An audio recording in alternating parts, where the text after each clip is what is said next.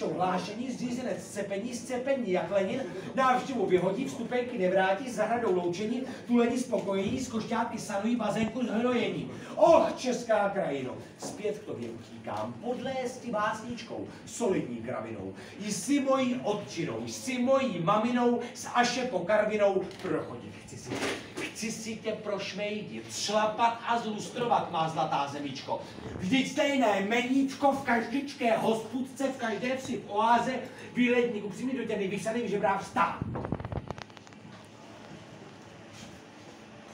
Zíško však zaškrundá, šenkýzy lagodní, skývu ti nepustí, šepky skurvení, žaloudku soužení, žaloudek nesprosté, žaloudek roběte, ale co s obědem, co my s ním provedem, kde sousta nakradem, i pouhý suchárek byl by gastrodiadem. Osud pospořivá, nebojí se ničeho, pilně jen roztáčej mentální kolíska, ať nápad odkopeš, nápad se odkrývá. Kde poživatelná skýva je zaplesáš, vydej se do lesu, žrasa se namlsat sní.